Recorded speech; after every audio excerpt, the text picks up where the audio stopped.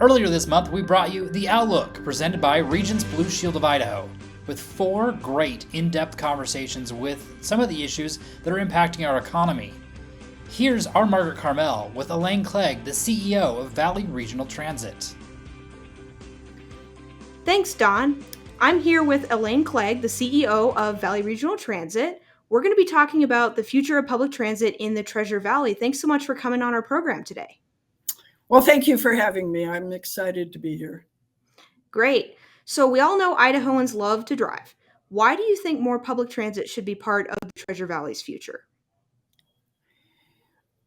Well, whether you love to drive or not, there are times when it's not convenient to drive, when there's bad weather, other instances. There's also 31% of Idahoans who do not drive. They're either too young or too old, or perhaps they have a disability or they don't own a car. And we need opportunities for them to travel. To me, transit is one way to make sure that people have freedom to move around the state. So, thinking ahead to 10 years, what do you think our public transit system could look like, and how could it address some of the issues we're going to have as our region continues to grow? Well, if you look at other regions around the country, the ones who have responded to growth with only building more and wider roads, continue to have congestion, continue to have traffic that people aren't happy with, and continue to have really hard commutes. So looking forward 10 years, I'm hopeful that this region will have access to the rail corridor that runs through the middle of the valley as a regional express route to travel parallel to the freeway if you choose not to drive and would rather let someone else do the driving while you read or use Wi-Fi or whatever else you want to do. In addition to that, we will have a really good, frequent, high-quality bus system that connects to those rail stops. So once you arrive at a stop from that rail, you can get where you need to go, wherever your final destination is. In addition, that high quality, frequent bus transit will offer the opportunity for people to travel around their communities without getting on the rail in a way that's convenient, attractive, fast. And if we do all of that, I think that we can avoid some of the mistakes that other places, especially in the West, have made as they've grown. So that sounds expensive. Obviously, we are constrained here in Idaho because right now we don't have state funding for transit. How do you envision that getting paid for? Well, regional transit authorities are the only subdivision of state government in Idaho that doesn't have a taxing authority. It doesn't work very well. I think anyone who has been a member of a agency that has taxing authority would understand that it wouldn't work very well if you didn't. So I do look forward to having a conversation about how to fix that. I don't know what that tax will be. I don't know how it will make it through the legislature. I do know that the residents of this region, at least all of the polling that I've seen over the last 2 decades, consistently indicate that they'd be willing to tax themselves to have good transit. I think that's a piece of it. I think the other piece of it is that if we do this well and do this right, we can have a fare box return that would significantly help, especially on the rail corridor, with the costs of it. That makes a lot of sense. Do you think that there is a fiscal conservative argument to this, like something that you can say to people who maybe are Republicans and not as gung-ho about transit as Democrats usually are? Well, it's interesting. I always hear that we subsidize transit. The fact of the matter is we subsidize all transportation. And so if we want a robust economy, then we need to subsidize transportation. Transit is a part of that. I would say there's a big return on investment with transit if we do it well and do it right. It's interesting when we look at roadway projects, we often say, gosh, in 10 years, we're going to need this to be this much bigger because we project all these people will be here. And when we talk about transit, we often say, well, what was ridership last year? Oh, it wasn't good enough. Maybe we shouldn't fund it anymore. So I hope to turn that around and say, if we're going to talk about investing in transportation for the future, let's talk about that on both sides of the ledger. And I think there's a big return on investment if we invest in transit in the right way, getting people to job sites. Right now, your worker pool, the employees that you could hire, may be quite a bit smaller than you'd appreciate or need to have because they can't get to work. So transit could provide that. Where are people going to live and still be able to get to work? Again, if you have good transit, you can increase your pool of employees. And third, what about your customer base? Where do they live? How are they going to get to you? So transit plays a role in all of that, just as driving does. It's not that driving's bad. It's just that transit is another choice for that. Something you've talked about to me before is freedom to move, where it's about trying to build transit and more about just giving people options. Can you on that and your thoughts? Sure. It really is, I think, freedom to move. Right now, we have a system where if you want to get somewhere, you need to own and be able to drive a car. And if you don't have that, you're not free to move around your community. You're not independent. Say you are an older adult who has a disability and you're no longer allowed to drive. You're now dependent on other people to take you to the places that you need to go to live an independent life. No one, I think, wants that. No one sees that as a good future for themselves or their loved ones. And if, say, again, that you're a suburban mom or a suburban teen, right now you depend on that parent to get you to all the places you need to go. That creates a lack of freedom for both those teens and for those parents who are driving them around. And if we had a good transit system that allowed those teens who are not old enough yet to drive to get around on their own, it would free up the lives of both sides of that ledger to do more and be more. For sure. I think we all remember our mom getting tired of driving us to whatever activity day after day. Whenever you're thinking about how this links into major employers, obviously Micron is a big elephant coming into the room. They're going to hire a lot of new people out at their site. How will transit link up to that? If we get access to the rail corridor, there will be a rail stop within a mile of their facility. That rail stop will have express rapid service to almost the whole valley. And then there'd be a bus shuttle that would take you that last mile.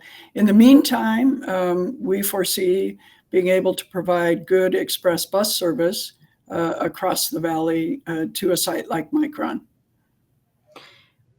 Just a couple of weeks ago, we were both up at Sun Valley at the Boise Metro Chamber's annual leadership conference. And there we heard from an executive at Amtrak, and she gave us a best case scenario, get rail. Can you tell us more about the status of that? I mean, this isn't coming tomorrow, right?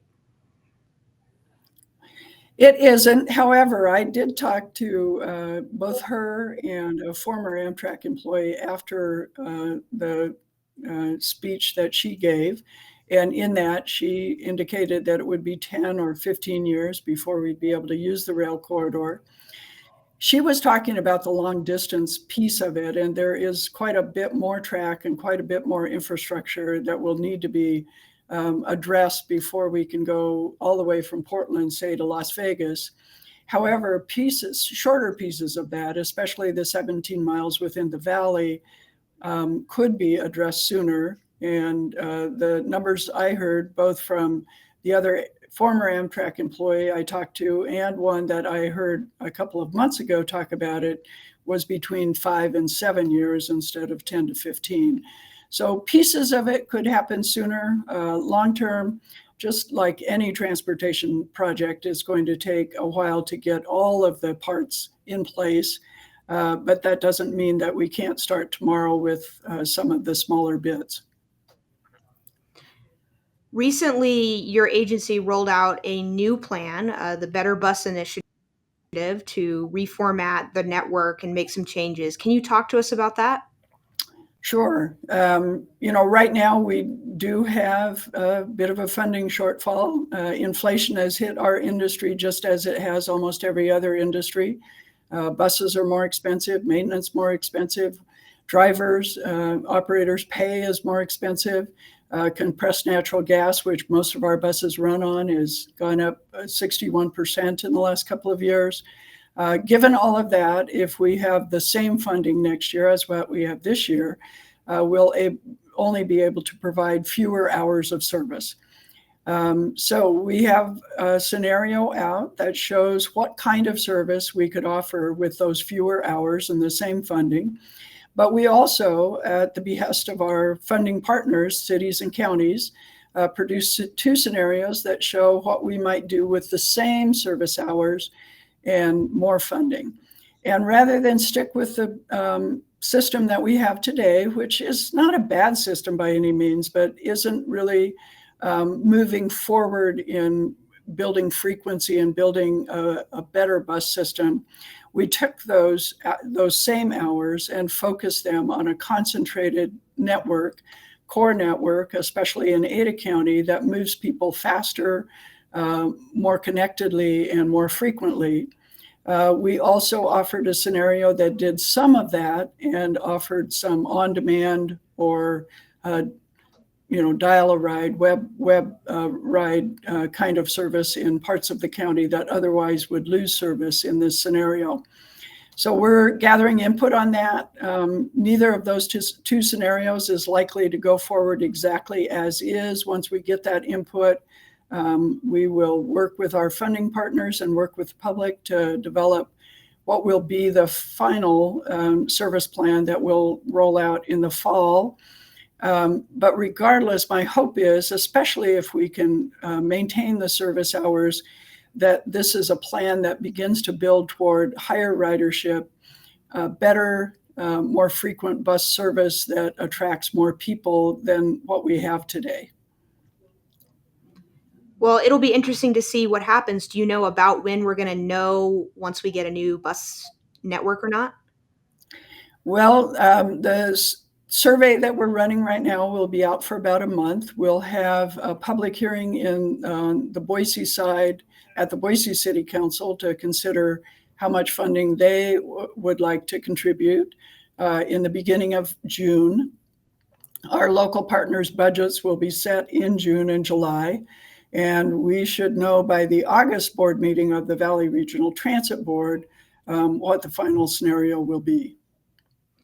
Great. I think we're all looking forward to that. Obviously, we don't want to get too in the weeds here because we only have so much time, but can you hit the highlights of what are some new connections, new features of that bus line that you could expect if your proposal goes forward? Well, I think one of the biggest features is that there are some north-south connections in Ada County that don't exist today.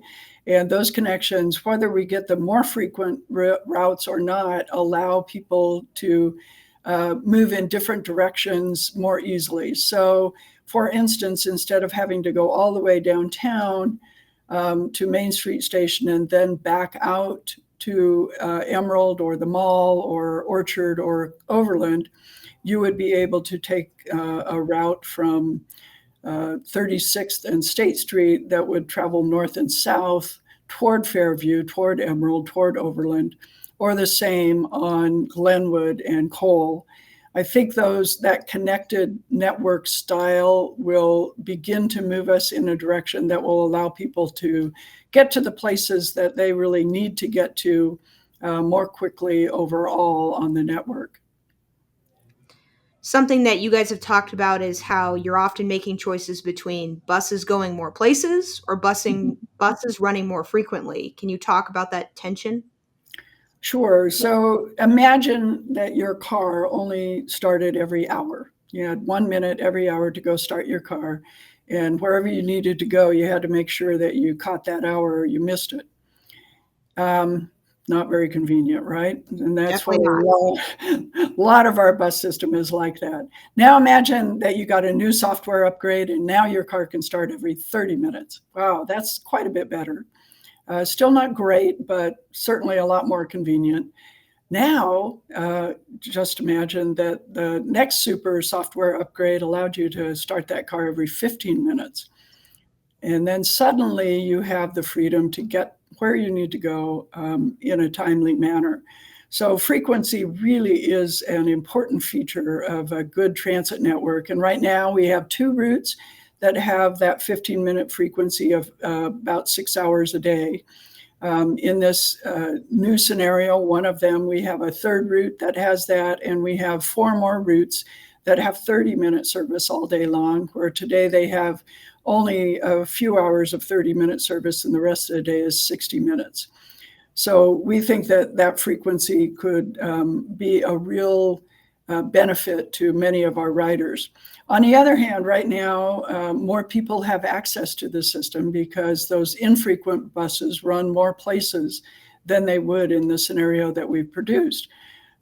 However, if you look at the number of riders that are utilizing that access, it's quite low as a percentage because it's so inconvenient. That 60-minute frequency just doesn't work very well for many people. So while the scenario that doesn't offer as much access across the Ada County and Canyon County as the other scenario, it does offer access that is enough more convenient that our projections show that more people will ride than are riding today. The other trade-off that we could consider is offering the on-demand service that would provide some of that coverage. And when you have access to a larger area, it's typically in the transit world called coverage. And in offering that more coverage in an on-demand way, rather than through a fixed route, we can perhaps use that to mine the data and find out exactly where the demands are and where it might be worthwhile to build fixed routes in the future. So my hope is that we have some combination of the two so that we can begin to gather some of that data, but that we also begin to take advantage of some of that more frequent service. Yeah, and can you give us a quick primer on how on-demand works? Basically, you would say, okay, here's where I am, and I would like to get to work at St. Luke's or Micron. Us will come pick you up. Is that right? So it'll be a website or a call, and you can say, here's where I am. There will be a site near you that we've already identified that would be a pickup site, much like a bus stop. So you'd walk to that site. The on-demand vehicle would pick you up within a specified time. It would tell you when it would pick you up.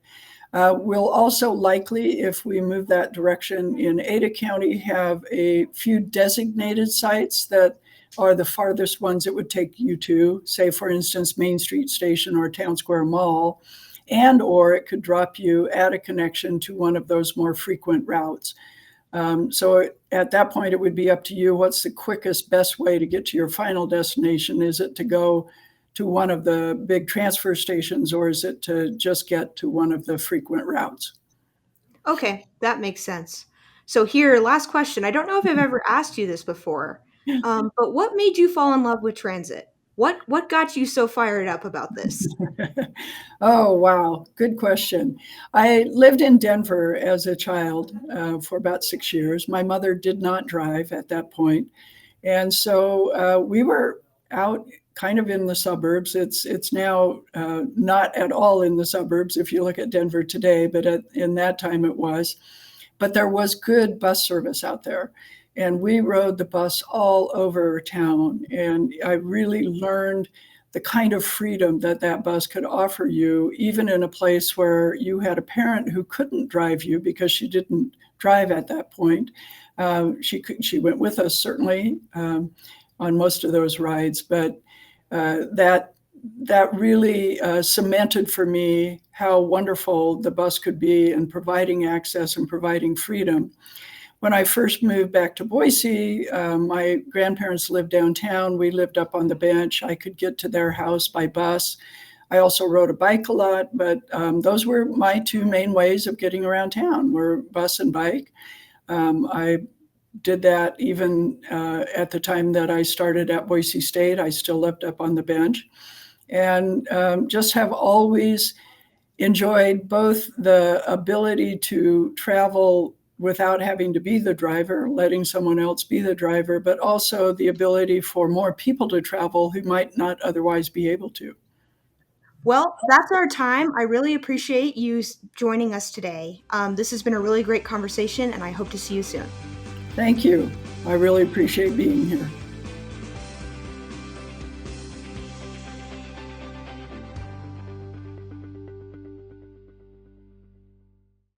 There's no place quite like Idaho.